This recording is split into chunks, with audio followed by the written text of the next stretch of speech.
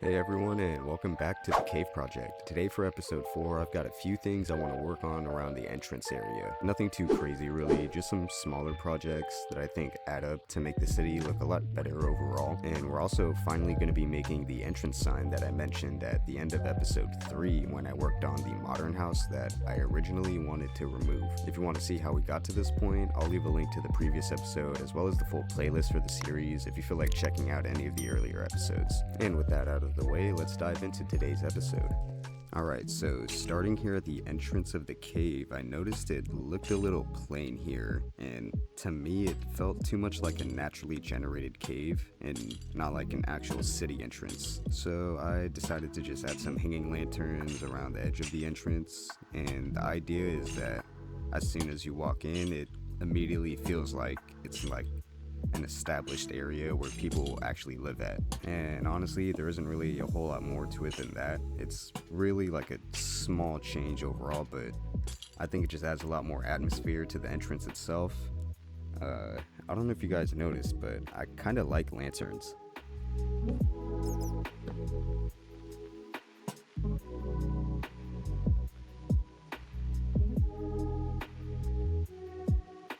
After working on the entrance lighting, I turned my attention to this hill right down below. Now, realistically, there wasn't exactly anything wrong with it per se, at least from a gameplay standpoint. Like, you can walk up and down it just fine, but I just didn't think it looked really good here, to be honest. The terrain felt a little rough and uneven compared to the rest of the cave area, so I decided I would clean it up and try to make it feel a little more intentional. I'm just gonna add some stairs using just smooth stone.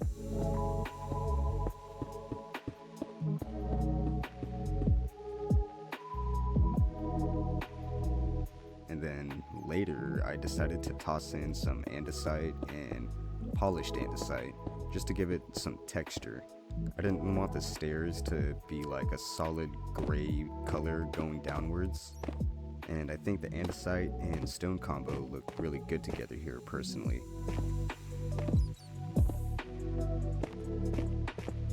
Again, it's a pretty small change overall, but I think it helps the entrance flow together a lot better, and it makes it feel more like part of the city instead of just a natural cave terrain for you to walk down.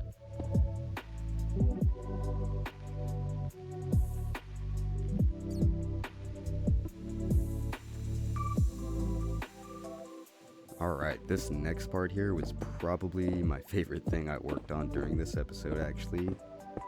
So right next to this entrance here was a naturally generated pond that curved like along the cave wall kind of.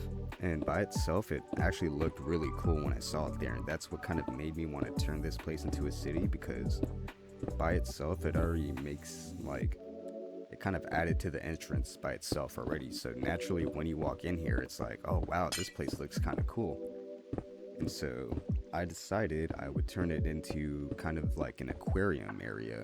So the pond itself already has like a really nice shape going with it, and it slopes downward here almost kind of like a bowl. So I thought it would be cool if people could actually see inside it while walking in and out of the city basically.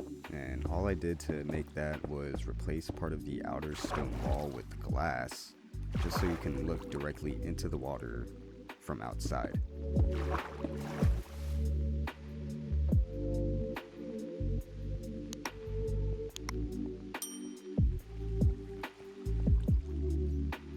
After that, I started decorating the inside with things like coral, seagrass, and whatnot, just to make it feel a little more alive. And then later on, I added some tropical fish and turtles just to finish it off. I think what I like most about this area is that it still feels natural. I didn't really create the pond itself.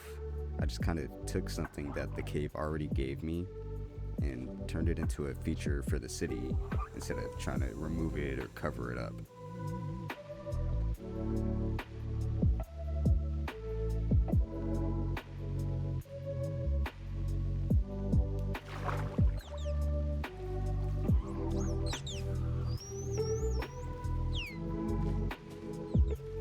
So, at the end of the last episode, I mentioned that I wanted to build a sign for this cave city, something that would act as like a landmark for the entrance area. Everything else here that I worked on was more about shaping the area leading up to it and making the entrance itself feel more complete. So I decided to save the sign for last, since it's basically the centerpiece of this whole section, basically. Kind of like the cherry on top for this episode, at least. And for the lettering here, I'm just going to use black stone, and I shaped each letter using stairs, slabs, or walls, whatever, depending on which letter I was doing, just to kind of get that right look.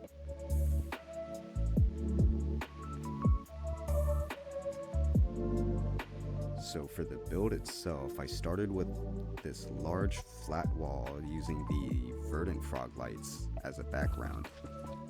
And I went with these here because I wanted something that was like really bright and eye-catching, especially from a distance when you're approaching the cave. Like if you're out in the water far out, you'll see like, hey, there's this big glowing fucking square on top of the giant cave, so yeah, something that would just immediately stand out from a distance and up close.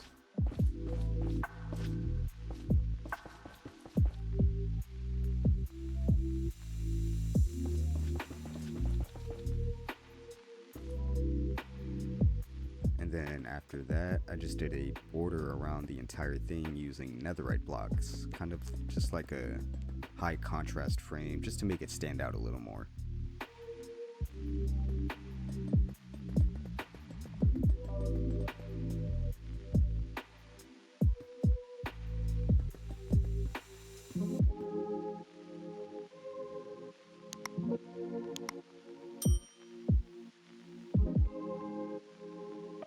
Now, the only issue here was that the lights were a little too bright on their own, especially like close up. It's kind of like the same issue we had inside with the glowstone. So I added some bamboo trapdoors over them just to kind of break up the surface a little bit. This way the sign will still glow through, but then the block from the trapdoors will add some texture instead of just seeing a big flat glowing rectangle behind words. And the whole design I chose for this was actually inspired by the old tutorial world on console. I always remember that being like super iconic whenever it comes to Minecraft, so I wanted to recreate that feeling using newer blocks that were added to the game over time. And yeah, it ended up looking kind of like a Vegas billboard, but I actually really like how it turned out. It actually really feels like the main landmark for our cave city now, and since I saved it for last, it kind of ties the whole entrance together as the final piece for this episode.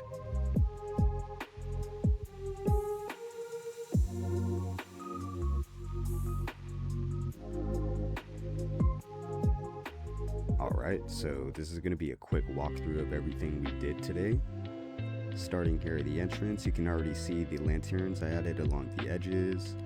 The goal here was just to make the cave feel a little more alive right from the start, like you've actually reached civilization instead of just some giant random cave. And as you walk down, you can see the terrain I smoothed out using stone andesite and the polished andesite. I didn't really change the shape too much here, just enough so that it's a little easier to move through.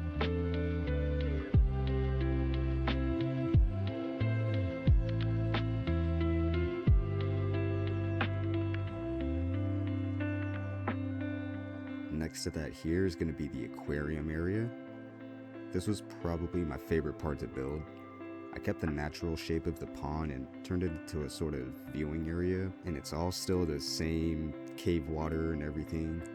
I just kind of turned it into something that you can actually look into as you walk past, which makes this area here stand out a lot more visually.